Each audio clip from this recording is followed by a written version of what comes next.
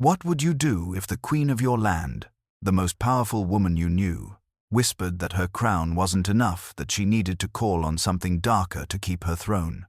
Imagine a torchlit chamber, the air thick with incense and blood, as a queen kneels before a bowl filled with steaming sacrifice. Would you dare interrupt, or bow your head and pray she succeeds? Tonight, she is not simply a queen. She is a conjurer, a vessel, a danger. Because once a ruler learns to summon shadows, how do you ever control her again? Queens are remembered in legend as radiant, merciful, and holy. But what if the crowns they wore were not only symbols of power, but also disguises for rituals so dark they could never be recorded in official histories?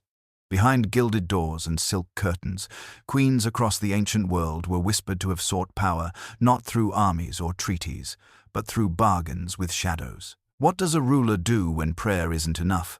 When famine spreads, when the gods seem silent? Some queens turned not to priests, but to sorcerers, carrying out rites where incense mixed with blood, and silence was broken by chants no subject dared repeat. Imagine standing before your queen, the woman meant to bless and protect the realm, and realizing her body bore marks not of battle but of sacrifice. Ash smeared across her face, blood dripping from her own hand into a carved bowl, her voice steady as she called on forces far older than her throne. The court called her a mother of nations, but the gods she invoked? They saw her as an offering. Would you look away? Or would you kneel in fear, praying her ritual worked because if it failed, the entire kingdom might collapse? These moments blurred the line between sovereignty and sorcery, between queen and conjurer. And once that line was crossed, there was no return. The scribes who dared to write fragments of these stories left warnings in the margins, lines scratched as though their hands trembled. The queen became more than human and less than holy. So which queens were bold enough to invite the darkness into their courts? To answer, we must leave the hidden chambers of palaces and step into the temples of Mesopotamia, where queens claimed their first taste of forbidden power, and where their summoning rituals began. In the cradle of civilization, where the Tigris and Euphrates carved fertile valleys, Mesopotamian kings claimed their crowns from the gods. But queens, they carried the far heavier burden of proving those gods still listened. What if your entire kingdom's survival, the rain, the crops, the fate of your people depended on your queen stepping into the role of priestess, sorceress, and sacrifice all at once? This was no symbolic duty. It was flesh, blood, and terror. Ceremonies called the sacred marriage were meant to reenact the union of the goddess Inanna and her mortal consort, binding heaven to earth. But behind the hymns carved into clay tablets, another truth was whispered. What if those rituals didn't stop at song and feasting but crossed into possession? Queens prepared themselves with oils laced with narcotics, inhaling thick smoke until their bodies convulsed. Blood was drawn, not only from animals but, in some accounts, from the queens themselves, mixed with wine and poured onto temple altars. If a king declared his power came from heaven, what price did his queen have to pay to make sure the heavens answered? Witnesses wrote of trembling voices, eyes rolling white, and queens speaking words in languages no mortal was meant to know. To the priests, this was proof that the gods had entered her body. To the terrified servants who watched, it was something else entirely, a woman offering herself as a vessel to something that demanded obedience, not worship.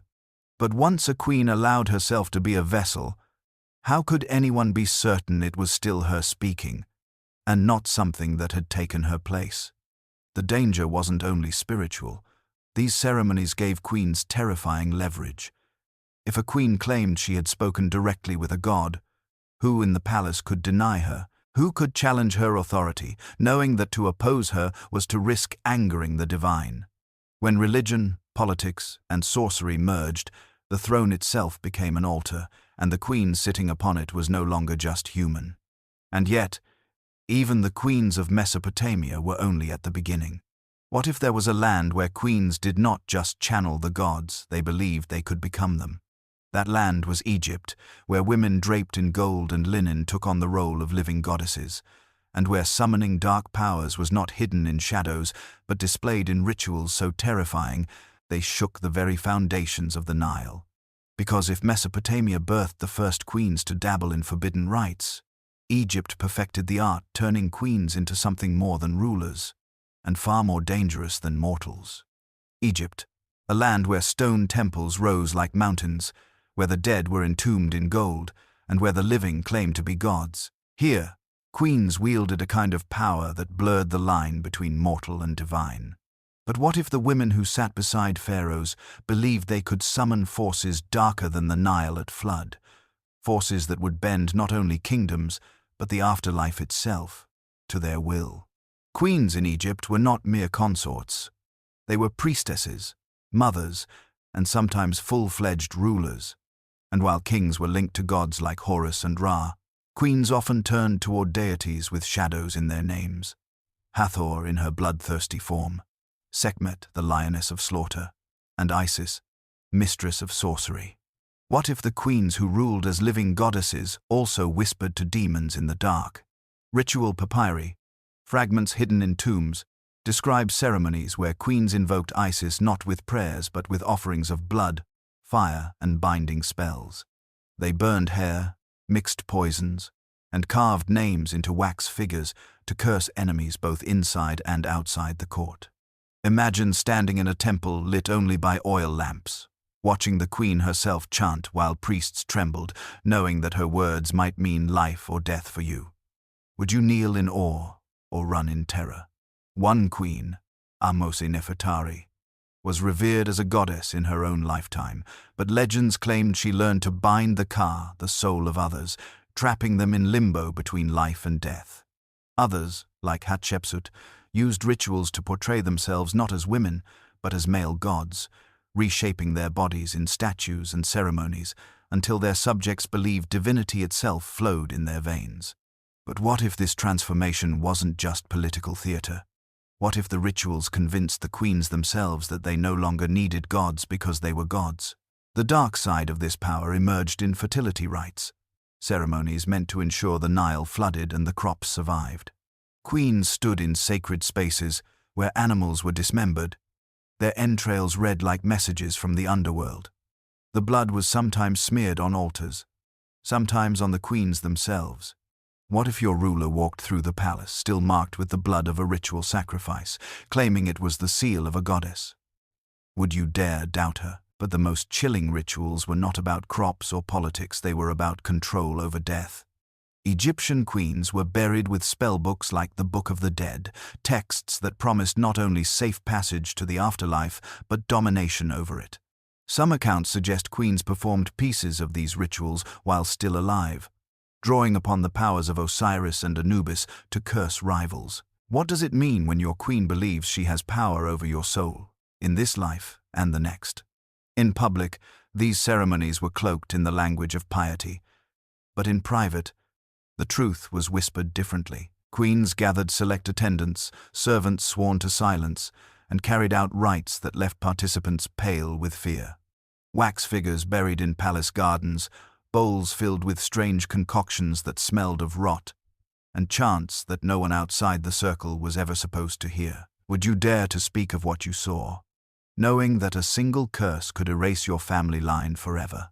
And yet, the question remains, were these queens summoning gods, or something far darker?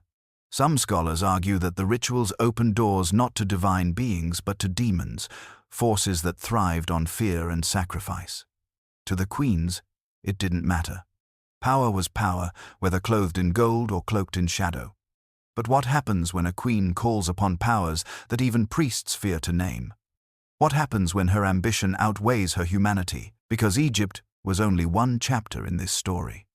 Further east, another empire was rising, one that wrapped its queens in jewels, veils, and silks, and where whispers claimed that some rulers sought to bind spirits, not through temples or tombs, but through acts that would chill the blood of anyone who heard them. If Egyptian queens summoned gods, the women of Persia were said to summon demons. And that's where our story goes next. In the heart of Persia, where empires stretched from the deserts of Mesopotamia to the mountains of India, Queens ruled not only through marriage, but through whispers, veils, and secrets carried in the night. But what if those secrets weren't just political? What if they were supernatural bargains, sealed not with ink or wax, but with blood and shadow? Persian queens were said to be more secluded than their Egyptian or Mesopotamian counterparts, hidden behind lattice screens and jeweled curtains. But this very isolation gave rise to a belief that the royal women of Persia wielded hidden knowledge so forbidden it could not be spoken in daylight. If a king commanded armies, what stopped his queen from commanding spirits? Ancient chronicles describe queens consulting magi, the priestly class renowned for their astronomy, alchemy, and sorcery. But not all these rituals were meant to please the gods. Some were meant to summon dark spirits who thrived on chaos. What kind of queen seeks counsel not from priests of light, but from demons of the underworld? In secret chambers perfumed with incense, queens prepared charms made from bone, dust, and blood, inscribed with symbols no priest dared to approve. Servants whispered of dolls fashioned from wax and clay, pierced with bronze pins and buried beneath palace floors. These weren't toys. They were curses, each one aimed at rivals, concubines, or even kings themselves. Would you sleep soundly in the royal palace, knowing the queen's own hand had cursed you by name? Some queens were said to drink infusions, brewed from herbs that blurred the line between dream and nightmare, entering trances where voices filled the air. To outsiders, these were visions. To those who feared her, they were commands delivered by something not of this world. If your queen told you that a spirit demanded your loyalty, would you dare refuse? But perhaps the most chilling accounts came during times of war. When invaders threatened Persia, legends say that queens performed blood rituals before the armies marched. Horses were sacrificed, their bodies burned, the ashes scattered across the queen's chamber while she chanted invocations. The belief was simple. Blood spilled before battle would guarantee blood spilled during it. What happens when the outcome of war is no longer decided on the battlefield, but in the queen's private altar room? These rituals weren't only for victory.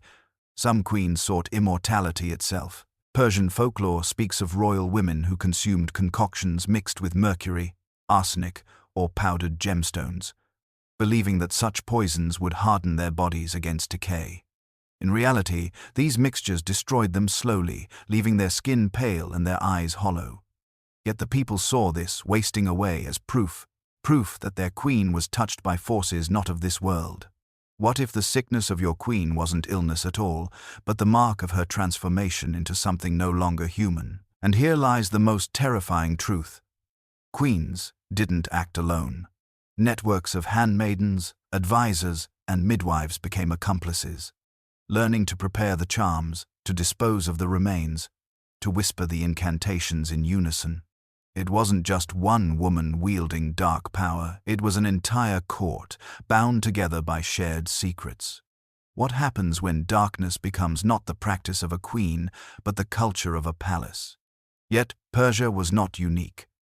Across the ancient world, queens carried reputations as wielders of sorcery. In Greece, whispers followed Olympias, the mother of Alexander the Great, who was rumored to sleep with serpents as part of Dionysian rites.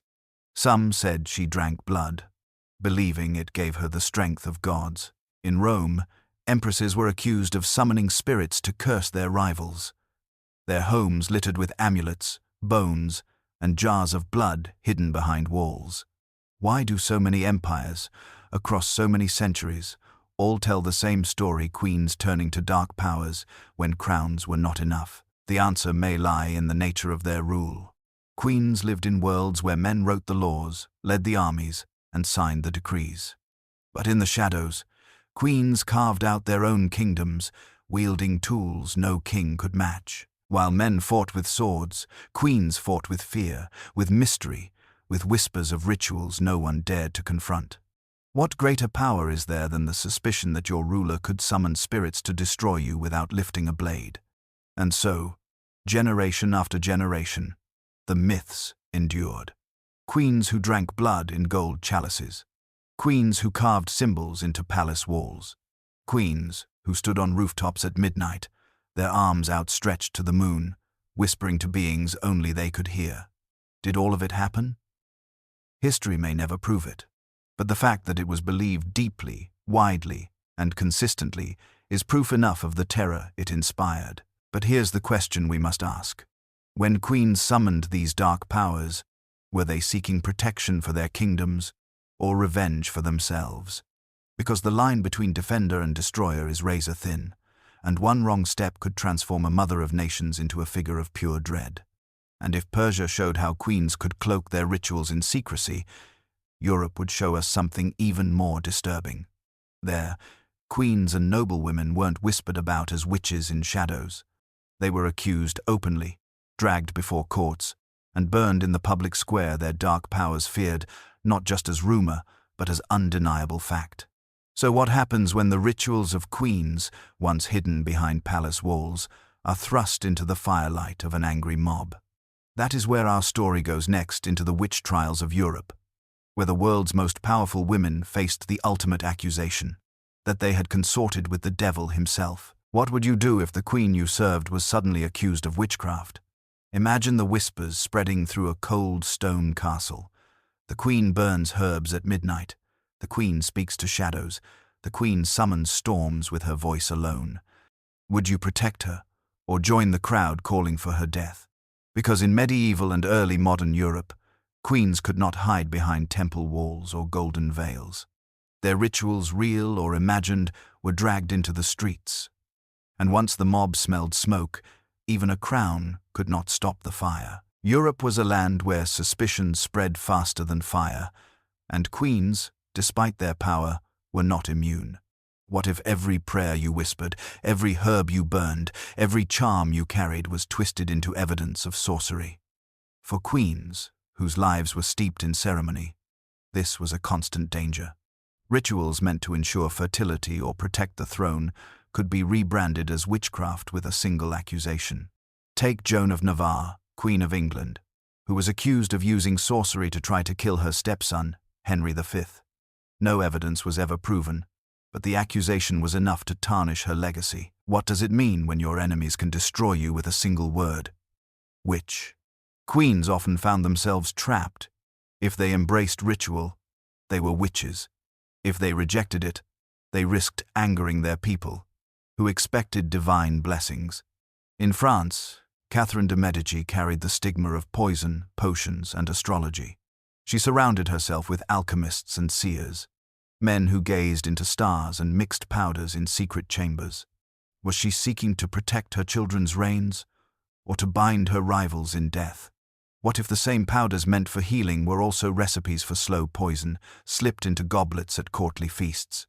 The witch trials of Europe made examples not only of peasants, but also of queens. Rituals, once hidden in temples, now unfolded in public squares, transformed into spectacles of fear. Would you still dare to call on the dark when you knew it might end with flames licking your throne? And yet, the fire didn't end the belief. It only spread it further. The more queens were accused, the more their mystique grew. To the fearful, they were demons in silk gowns. To the faithful, they were protectors, misunderstood.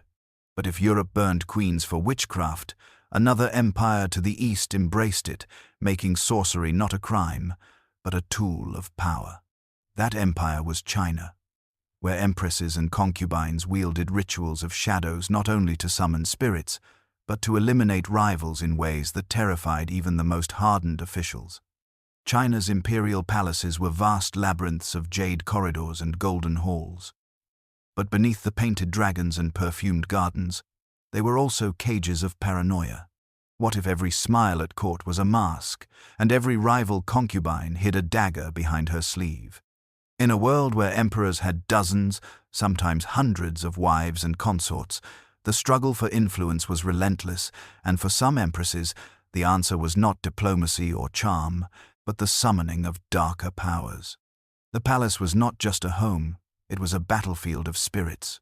Ritual specialists, known as Wu, were invited under cover of night to perform ceremonies far from the emperor's gaze. Queens and concubines alike sought charms, incantations, and curses to secure their position. What if your survival depended on the right amulet tied beneath your robes, or a rival's sudden illness after drinking wine you had secretly blessed. One empress infamous for such practices was Empress Wu Zetian, the only woman to ever rule China in her own name. To some, she was a brilliant strategist; to others, a tyrant who cloaked herself in ritual. Chronicles accuse her of using incantations, dream interpretation, and sacrifices to prove her divine right to rule. Was this propaganda meant to tarnish her, or evidence of a queen who believed her crown came not from blood but from shadow? But Wu was not alone. Within the Forbidden City, countless consorts were accused of using dolls made of silk and straw, pierced with needles and hidden in palace walls. Servants whispered of powders mixed into tea that caused fever, madness, or death. The lines between medicine, poison, and magic blurred completely. If your empress handed you a tonic for your health, would you dare drink it? The rituals were not always subtle. During certain lunar festivals, it was believed that spirits were closer to the earth, more easily bound or summoned. Queens lit rows of red candles, each flame representing an enemy, and recited prayers until the wax melted. Some said these flames were not just symbols that as each candle burned, the strength of their rivals waned. What if the flicker of a single candle could decide who lived and who vanished from the palace the next morning? In an empire where astrology dictated fate, queens weaponized the stars themselves. Horoscopes were drawn not only to bless children, but to predict the downfall of rivals. Birth dates were twisted into curses, claiming that certain concubines were destined to bring ruin. Once branded as unlucky, even the emperor could be persuaded to discard them. What power is greater than turning the heavens into your personal courtroom? Yet the most disturbing element was how ordinary these practices became. Every palace maid carried stories of rooms sealed for purification, of strange ashes found beneath pillows, of queens who muttered to themselves while bathing in blood-red water. The more it was whispered, the more it was believed. And belief, in a court already drowning in paranoia, was often deadlier than proof, because once the emperor himself began to suspect sorcery, accusations spread like wildfire. Trials were held where women were forced to confess, often under torture, to calling upon demons. Some were executed, their bodies buried outside palace walls as if to keep their restless spirits from returning. But what if some of them really had summoned something and execution only freed it? The darker truth is this: in the Forbidden City, sorcery wasn't just survival, it was strategy. Queens learned that invoking fear could be more powerful than love, that whispers of curses could silence rivals faster than armies of eunuchs or ministers. Would you need soldiers? If the entire court trembled at the thought that you could command the dead. And yet, China's rituals, as terrifying as they were still bound by secrecy. Across the seas, in Japan, queens and noblewomen would take this fear one step further, openly embracing onmyodo, a system of dark divination and spirit binding so potent it shaped the fate of emperors themselves. So what happens when queens don't just whisper to shadows, but command them in full daylight? That's where our story leads next. Japan was a land where mountains breathed with spirits, where rivers carried gods, and where every whisper of wind might hide a presence unseen. In such a world, power was not only measured by armies or castles, but by one's mastery over the unseen. But what if your queen did not pray for protection? What if she commanded spirits as soldiers of her own? Here, sorcery was not a hushed scandal. It was a craft with a name: onmyo, the way of yin and yang, a fusion of Shinto, Taoist, and Buddhist practices. Empresses and noblewomen, often secluded in the inner chambers of palaces, turned to this system, not only for fortune-telling but for control. What if every star chart drawn in the night sky could dictate who lived, who married, or who died in disgrace?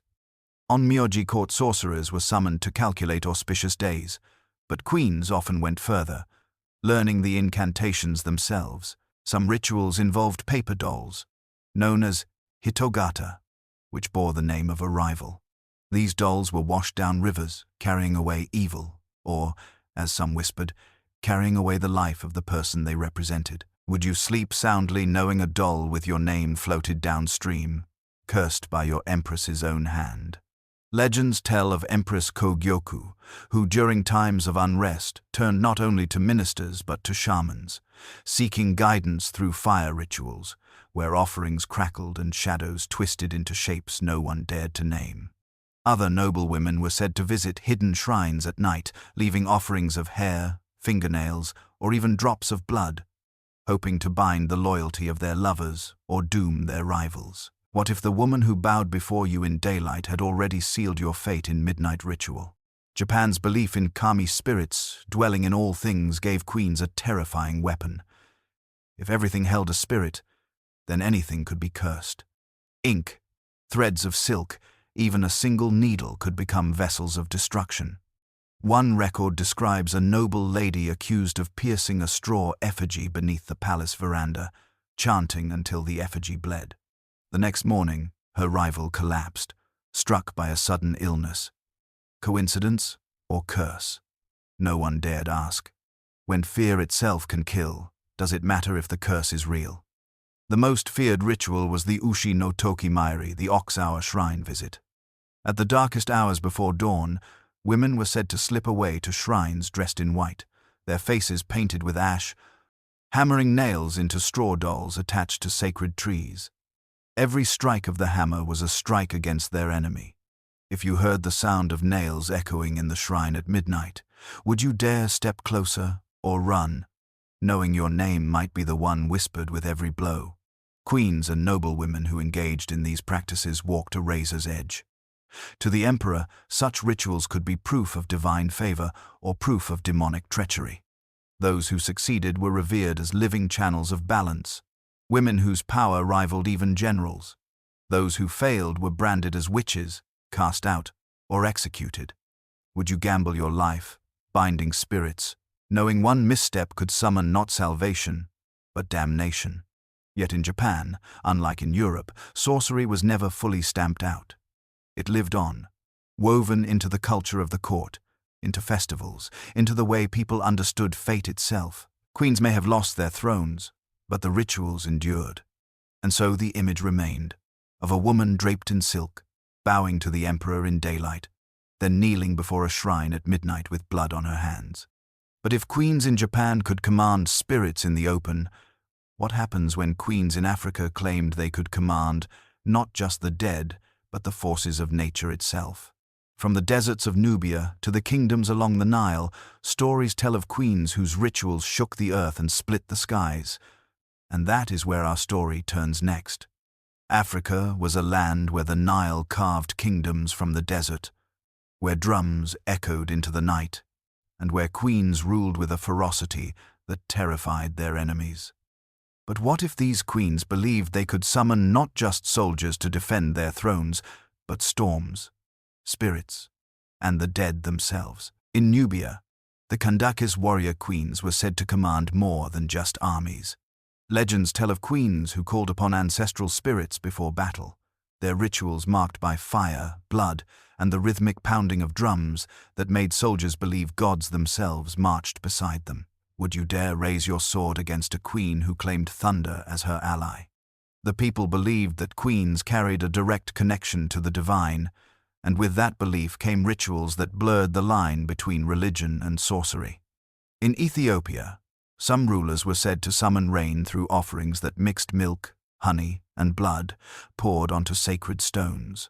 When rain followed, subjects swore their queen commanded the skies.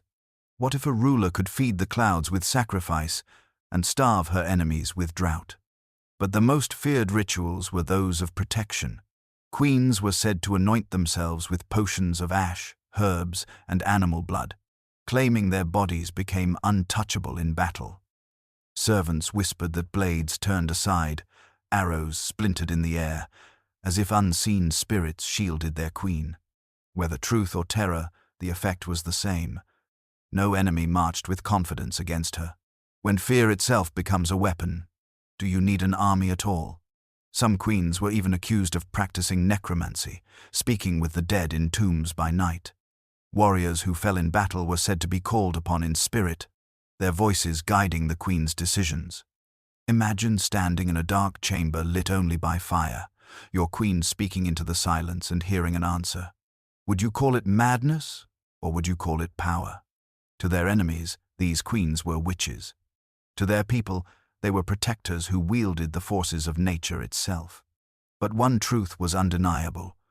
Their rituals worked, not because of spirits alone, but because belief gave them force.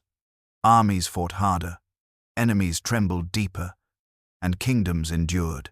But if Africa's queens commanded storms and spirits, another world across the ocean saw queens accused of commanding something even darker, demons who walked among men. That world was the Americas, where tales of queens and priestesses blur into the stories of witch goddesses who ruled through fear. Across the oceans, in the ancient civilizations of the Americas, queens and priestesses held power not only in the courts, but in the temples, places where the line between worship and terror blurred into blood-soaked ritual. But what if the queens here did not merely pray to their gods? What if they believed they could command them? Among the Maya, women of noble blood sometimes ascended as rulers and high priestesses. Their rituals involved bloodletting not from captives, but from themselves. Queens were said to pierce tongues and skin, letting blood drip onto burning paper, the smoke carrying their sacrifice to the gods. Imagine your queen standing before you, her lips bleeding as she whispers a prayer that turns into a scream. Would you see devotion or possession? The Aztecs took this further. In a world where gods demanded blood to keep the sun rising, queens and noblewomen were sometimes accused of joining priests in ceremonies that mixed ecstasy with terror. They danced beneath obsidian knives, chanting until the crowd believed they had become avatars of goddesses like Tlazolteotl, the eater of filth, who devoured sin but demanded offerings in return. What kind of queen would dress herself as a goddess of corruption, unless she truly believed she could summon her power? In the Andes, whispers surrounded Incan queens and priestesses who worked with huacas, sacred spirits said to dwell in stones, mountains, and rivers. These women were feared for their ability to curse as well as bless. Some legends claim they could call drought upon enemy lands, or send sickness into rival villages. What if your queen could point to a mountain, and within weeks, your harvest withered to dust? To their people, these rituals were proof that queens were closer to the gods. To their enemies, they were witch goddesses, summoners of demons wearing crowns of gold. And across continents, one truth repeats. When a queen's authority was threatened, she reached not only for her throne, but for the shadows. So what does it mean? Across every empire from Mesopotamia to Egypt, from China to the Americas, that queens, when pushed to their limits, turned to darkness. Were they protectors making bargains for their people, or tyrants reveling in forbidden power? And most chilling of all, what if some of those powers never truly left, still waiting for another crown, another queen, another desperate bargain to summon them again?